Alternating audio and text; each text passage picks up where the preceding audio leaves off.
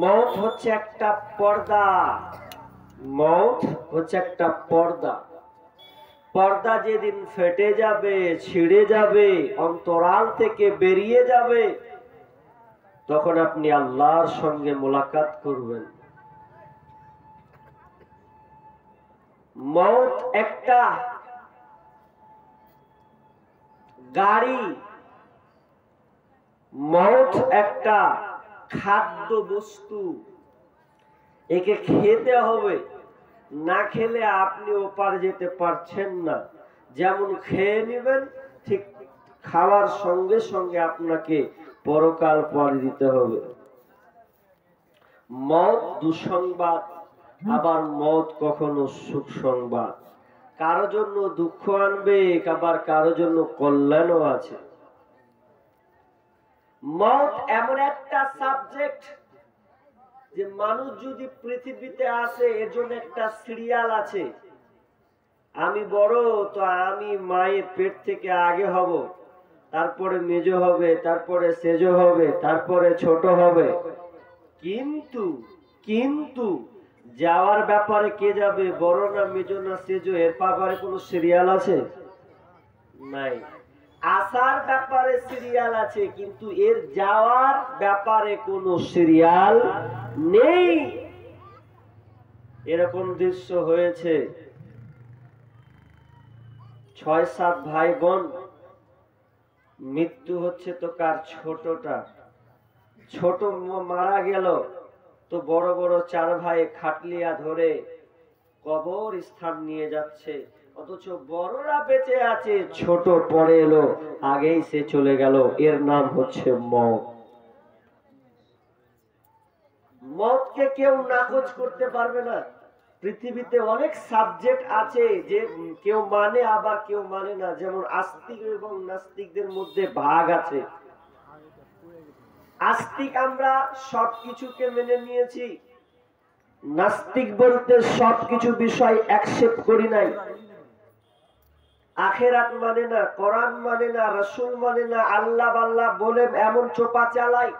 অথচ ওই লোকটাকে যদি বলা হয় মরতে হবে, বলবে না যে মরতে হবে না। ও মেনে নিয়েছে যে আমি এসেছি মানে আমাকেও একদিন চলে যেতে হবে। এর নাম হচ্ছে মওত। ধৈর্য সহকারে শুনতে হবে, তাহলে আপনার অন্তরটা বিগলিত হবে। খালি আনছান আনছান করে বসলে হবে না।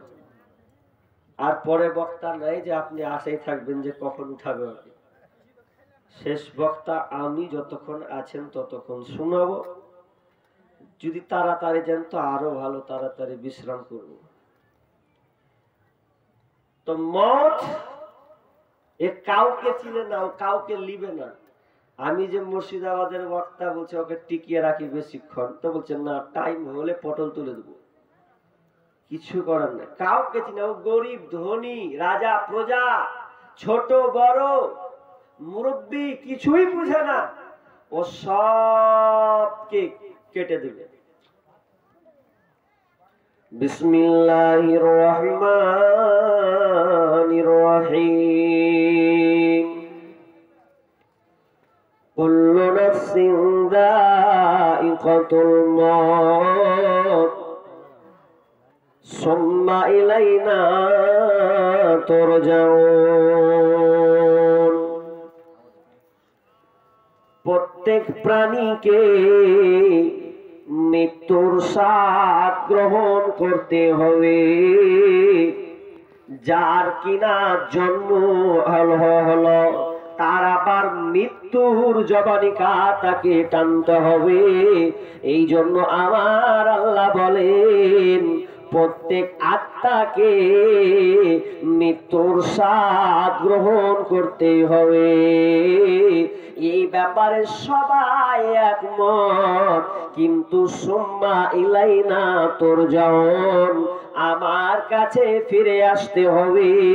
এটার ব্যাপারে অনেকে দ্বিমত চলে গেছে, অথচ আমার আল্লাহ বলেন আমি তোমাকে জন্ম দিয়েছি, আবার তোমাকে মৃত্যুবরণ করতে হবে। সুম্মা ইলাইনা তুরজাউন, এবং তোমাকে আমার কাছে ফিরে আসতে হবে। কেন ফিরে আসতে হবে? আমার আল্লাহ সুবহানাহু ওয়া তাআলা সূরা আল ইমরানে 185 নম্বর আয়াতে বলছেন, কুল্লু নাফসিন যায়িকাতুল মাউত ওয়া ইন্নামা তুওয়াফাউনা উজুরাকুম ইয়াওমাল কিয়ামাহ। কিয়ামতের দিন তোমাদেরকে উত্তম প্রতিদান বদলা দেওয়া হবে। তোমরা দুনিয়াতে যে যেমন কর্ম করবে, আমল করবে, সেই মোতাবেক তোমাদেরকে তার প্রতিদান দেওয়া হবে। ফামান যুহজিহা আনিন নার ওয়া উদখিলাল জান্নাতা ফাকাদ ফাজ। অতএব যারা জাহান্নাম থেকে বেঁচে যাবে, জান্নাতে প্রবেশ করবে, জাহান্নাম আগুন থেকে যারা বাঁচবে, জান্নাতে প্রবেশ করবে, জান্নাত যারা পেয়ে যাবে, ফাকাদ ফাজ, তারা হচ্ছে সফল কামিয়াব, তারা হচ্ছে সফল কাম। ওয়ামাল হায়াতুদ দুনিয়া ইল্লা মাতাউল গুরুর। আর এই দুনিয়াটা ছলনা ছাড়া, খেল তামাশা ছাড়া আর কিছু নয়। মরলে এটা শেষ হয়ে গেল এমন কথা নয়। মরলে মানে আবার তোমাকে আখেরাতে পাড়ি দিলে, একটা পাড়ি ছেড়ে আর একটা পাড়ি দিয়ে আবার তোমার জীবনের যত স্টাডি ছিল, জীবনে যত তোমার আয়ু ঘরে যত লেনদেন, যত কারবার ছিল, সব তোমাকে এখন জবাব দিতে হবে। এর নাম হচ্ছে মওত। নাস্তিকরা বলছে বিশ্বাস করি না, আল্লাহকে জবাব দিব, সব পুড়িয়ে দেবে, মাটিতে পুঁতে দেবে, পচে শেষ হয়ে যাবে। কিন্তু না, ইমাম বুখারী আলাইহি রাহমা একটি ঘটনা আনছেন, সম্ভবত আবু সাঈদ আল খুদরি বর্ণনাকারী আছে। একজন লোক তার সন্তানদেরকে বলছে, বেটা বল আমি তোদের কাছে ভালো কিনা? সন্তানরা বলছে, আব্বা আপনি তো ভালো ব্যক্তি, খারাপ তো নয়, তবে বাপ বলছে আমি অনেক গুনাহগার লোক, আল্লাহ আমাকে ক্ষমা করবে কিনা? আমি আল্লাহকে কিন্তু ভয় করি, আমি আল্লাহকে ভয় করি, তবে আমি গুনাহগার লোক, আমি নাফরমান লোক, আল্লাহ আমাকে ক্ষমা করবে কিনা? এই জন্য আমার মনটা ত্রাহিতে হয়ে আছে, এই জন্য আমি চাই আমি মরে গেলে আল্লাহর কাছে আমি ধরা দিব না। বুঝে না অত। বেটারাকে বলছে, বেটা মরে যখন যাব তো এক কাজ করিস, তোরা আমার এই উপদেশটা রাখিস, যখন মরে যাব তখন তোরা আমাকে মাটি দিবি না। কি করবে? তো যখন আমি মরে যাব তখন তোরা আমাকে পুড়িয়ে দিস, পুড়িয়ে দিবি, ছাই হয়ে যাবে। ছাই হয়ে গেল, এখানে ক্ষান্ত না, যাবি সমুদ্রের ধার, প্রবল বাতাস বইবে, বাতাসের ফাঁকে ফাঁকে ছাইগুলোকে নিয়ে ছিটিয়ে দিবি, কোন প্রান্তে চলে যাবে, আর আমি আল্লাহর কাছে ধরা খাবো না। কত জানে ভয়, আল্লাহর কাছে পাকড়াও হবে না বলে সে সন্তানদেরকে উপদেশ দিচ্ছে, আদেশ করছে, আমার সন্তানেরা যেদিন আমি মারা যাব রে আমার সন্তানেরা, তখন তোরা আমাকে পুড়িয়ে ছাই করে দিবি, সমুদ্রের ধারে যাবি, ফাঁসি উড়িয়ে দেবে, এক দেশ থেকে আর এক দেশে প্রান্তে আমি চলে যাব, আল্লাহর কাছে ধরা খাবো না। ছেলেরা বেটা বাপের উপদেশ শুনি, বাপ যখন মারা গেল ছেলেরা ওটাই করলো, বা বাপকে পুড়ালো, পোড়ার পর ছাই হলো, ছাইকে আপনার সমুদ্র জায়গা জায়গা নিয়ে বাতাসের সঙ্গে উড়িয়ে দিল। এবার যখন ছেলেরা এই কাজটা সমাপ্ত হয়েছে, এমন সময় ফেরেশতাকে বলে, ও ফেরেশতা, ওই লোকটার আবারও যত ছাই আসে সবকে একত্রিত করে আমার সামনে জড়ো করে দাও। যখনই ফেরেশতা অর্ডার পেল, ছাইকে একত্রিত করা হলো, মানুষে রূপান্তরিত করা হলো, আল্লাহর সামনে দাঁড়াতে হলো। যেমন আল্লাহকে দেখেছি, ভয়ে তার দিল থরথর করে কাঁপতে লেগেছে। আল্লাহ বলছে, বোকারে, কেন তুই সন্তানদেরকে উপদেশটা দিলি, কেন তুই দিয়েছিস বল?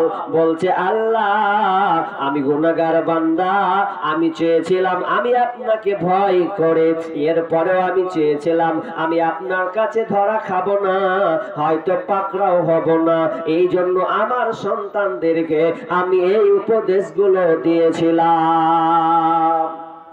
আল্লাহ বলছে, যা যা, তোর ভয় যখন অন্তরে এটা আছে, ক্ষমা করে দেব, যা, তুই ভয়ে করেছিস তো, আমি আল্লাহ ক্ষমা করে দিলাম। মরতে হবে, আল্লাহর কাছে ফিরে যেতে হবে। আল্লাহ চ্যালেঞ্জ করেছেন চারটা, আমি তিনটা চ্যালেঞ্জ আপনাদের সামনে ছড়ব।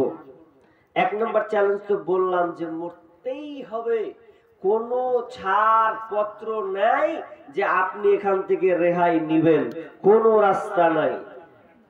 আপনার বাপ যদি মরে, বাপ মরেছে 4টা, 3টা, 5টা সন্ধ্যার সময়, এখন আপনি যদি থানায় চলে বলেন আপনি কেস ঠোকেন, থানায় গিয়ে একটা রিপোর্ট করবেন, তো কি করবেন? কেসে গিয়ে বলবেন, দারোগা মশাই, ও অফিসার, আমার বাপ মরেছে 3টার সময়, 6টার সময়, এজন্য একটা কেস লেখা হোক। বলছে, তোমার বাপ কেমন করে মরল, একটু আগে তো বিস্তারিত জানা লাগবে। তো বলছে, আজরাইল এসেছে, আমার বাপকে নিয়ে চলে গেছে, এই জন্য কেস ঠুকতে এলাম। আচ্ছা বলেন, ও ঠুকবে?